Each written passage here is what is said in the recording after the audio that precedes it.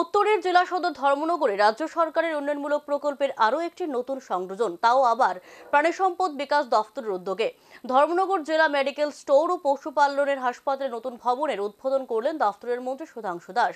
নতুন ভবন উদ্বোধন মূলত উত্তর ত্রিপুরার পশু চিকিৎসা পরিষেবায় যুগান্তকারী পদক্ষেপ। উত্তর ত্রিপুরার ধর্মনগরে পশু চিকিৎসা ও প্রাণী সম্পদ রক্ষণাবেক্ষণের পরিকাঠামো আরও উন্নত করার লক্ষ্যে একটি গুরুত্বপূর্ণ পদক্ষেপ গ্রহণ করল প্রাণী সম্পদ বিকাশ দফতর। ধর্মনগরে নতুন করে নির্মিত জেলা মেডিকেল স্টোর এবং জেলা পশু হাসপাতালের নতুন ভবনের আনুষ্ঠানিক উদ্বোধন হয় বুধবার। উদ্বোধন করেন রাজ্য সরকারের প্রাণী সম্পদ মৎস্য তফসিলি জাতি উন্নয়ন দফতরের মন্ত্রী সুধাংশু দাস। তার হাত ধরেই নতুন ভবনের উদ্বোধন হয় এদিন। অনুষ্ঠানে উপস্থিত ছিলেন ধর্মনগর বিধানসভা কেন্দ্রের বিধায়ক তথা রাজ্য বিধানসভার অধ্যক্ষ বিশ্ববন্ধু সেন, উত্তর জেলার জেলাশাসক চাঁদনী চন্দ, প্রাণী সম্পদ বিকাশ দপ্তরের মুখ্য সচিব দীপা ডি নায়ার প্রমুখ।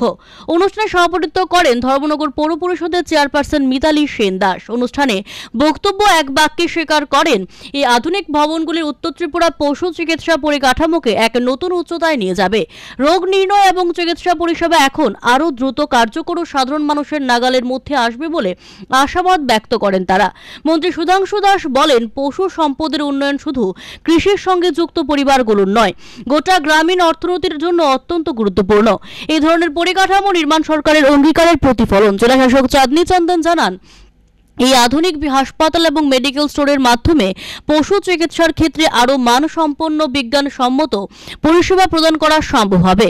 প্রকল্প বাস্তবায়নে দফতরের কর্মকর্তারা ও সংশ্লিষ্ট আধিকারিকদের অবদানকেও বিশেষভাবে কৃতজ্ঞতায় স্মরণ করা হয়। এই নতুন উদ্যোগ শুধু প্রাণী চিকিৎসার পরিকাঠামো উন্নত করল না, বরং ধর্মনগরের জনগণের মধ্যে সরকারের উন্নয়ন ভাবনার প্রতি নতুন করে আস্থা জাগালো। ধর্মনগরের উন্নয়নের সাথে নতুন পালক যুক্ত হয়েছে। আমরা আজ প্রাণী সম্পদ বিকাশ দপ্তরের উদ্যোগে এখানে জেলা পশু হাসপাতাল এবং জেলার মেডিসিন স্টোর, তার দুইটারই আমরা নতুন ভবনের উদ্বোধন আমরা করেছি, যেটা 2022-23 কাজ শুরু হয়েছিল, তার সমাপ্তি হয়েছে এবং আজকে আমরা মাননীয় অধ্যক্ষ এবং এখানকার যিনি স্থানীয় বিধায়ক, ওনার উপস্থিতিতে, ওনার পুরোহিত্যে আমরা সেটা উদ্বোধন করেছি। আমি অনেক অভিনন্দন এবং শুভেচ্ছা জানাচ্ছি স্থানীয় এলাকাবাসী, মাননীয় বিধায়ক, অধ্যক্ষ এবং এন্টায়ার আমাদের ডিস্ট্রিক্টের সবাইকে।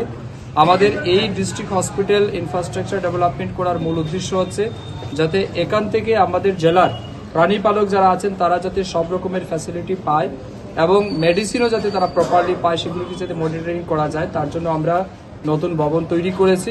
এবং যে ভব্য হাসপাতাল আপনারা দেখতে পাচ্ছেন, এখান থেকে সব রকমের ফ্যাসিলিটি, যে কোনো পশু পাখি অসুস্থ হলে আপনারা এখান থেকে চিকিৎসা পরিষেবা পাবেন ফ্রি অফ কস্ট, মেডিসিন ফ্রিতে পাবেন। এর বাইরেও যদি কোনো রকমের অসুবিধা হয়, আমাদের ডক্টররা অ্যাভেলেবেল আছেন, তারা বাড়িতে গিয়েও কিন্তু আপনাদেরকে পরিষেবা দেবে। তো তারই আজকে আমরা উদ্বোধন করেছি। আমি পুনর্বার ধর্মনগরের সমস্ত নাগরিক বৃন্দকে, মাননীয় অধ্যক্ষ মহোদয়কে অনেক শুভেচ্ছা অভিনন্দন জানাচ্ছি তাদের উন্নয়নের সাথে এই নতুন পালক যুক্ত হওয়ার ফলে।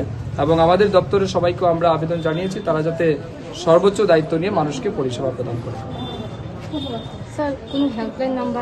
আমাদের কাছে যদি বাড়ি ঘরে কোনো পশু পাখি সিরিয়াস অসুস্থ হয়, যাকে আপনি হাসপাতালে আনতে পারেন না, তার জন্য আমাদের 1962 একটা নাম্বার আছে, টোল ফ্রি নাম্বার, যেখানে মোবাইল ভেটেরিনারি ইউনিটের মাধ্যমে আমরা আমাদের অ্যাম্বুলেন্স সেখানে যাবে, ডাক্তাররা যাবে, গিয়ে বাড়িতে চিকিৎসা পরিষেবা প্রদান করবে।